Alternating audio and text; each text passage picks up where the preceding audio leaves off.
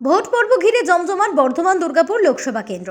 আগামী 13ই মে এই কেন্দ্রের নির্বাচন, আর তাই তীব্র দাবদাহকে মাথায় নিয়ে জোর কদমে ভোটের প্রচার করছেন রাজনৈতিক দলের প্রার্থীরা। একে অপরকে ধারালো ভাষায় আক্রমণ করছেন। তবে একটি বিষয় সবাই একমত, এই কেন্দ্রটি এবার তাদের দখলে যাচ্ছে। এই কেন্দ্রে বিজেপির প্রার্থী হয়েছেন প্রাক্তন রাজ্য সভাপতি দিলীপ ঘোষ, আর উল্টো দিকে তৃণমূল প্রার্থী করেছে প্রাক্তন ভারতীয় ক্রিকেটার কীর্তি আজাদকে।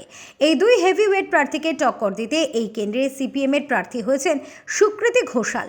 আসন্ন নির্বাচনে মানুষের সমর্থন কোন দিকে, কাকে চাইছেন বর্ধমান দুর্গাপুরের মানুষ, সে বিষয়ে খোঁজ নিতে মানুষের দুয়ারে ওঙ্কার বাংলা।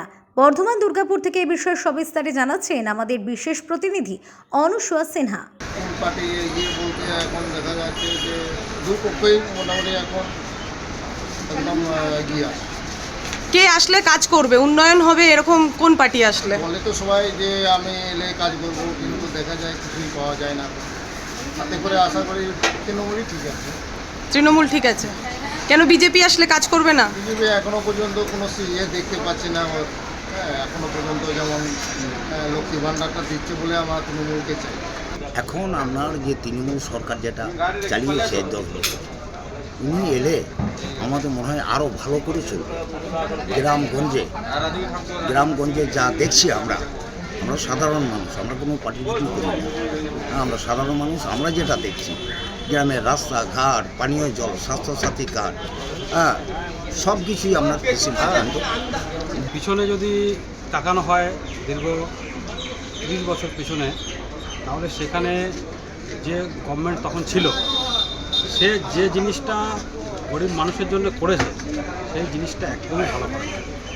যদি বলেন কীরকম, প্রথম ব্যাপার হচ্ছে যেটা হচ্ছে রেশনের যে চাল দেওয়া হতো গরিব মানুষকে, সেই চাল গরিব মানুষ খেতে পারত না। তারপরে যে গভর্নমেন্ট এসছে আমাদের বামমাটি সরকার, তৃণমূল, একের পর এক কোন কাজটা করে নাই। যে দুর্নীতি করছে সেটা আইনের ব্যাপার, সেটা আইনের খাতায় সে সাজা পাক। পার্লামেন্টে যাবেন, এখান থেকে জয় হয়ে বর্ধমান দুর্গাপুর লোকসভা থেকে জয় হয়ে যে পার্লামেন্টে যাবে, তার কাছ থেকে চাইছে এটাই বর্ধমান এবং দুর্গাপুর। যেহেতু দুর্গাপুরে আমি বাসিন্দা, দুর্গাপুরের ভোটার, সে দুর্গাপুর হিসাবে আমরা চাইব কি কলকারখানা যেগুলো সেন্ট্রালাইজড কলকারখানা বন্ধ আছে, এমএমসি আছে, বিওজিএল আছে, এইগুলো যেমন খুলুক। যারা বেকার আছে সেই বেকারের চাকরি হোক, এই জিনিস আমরা চাইছি।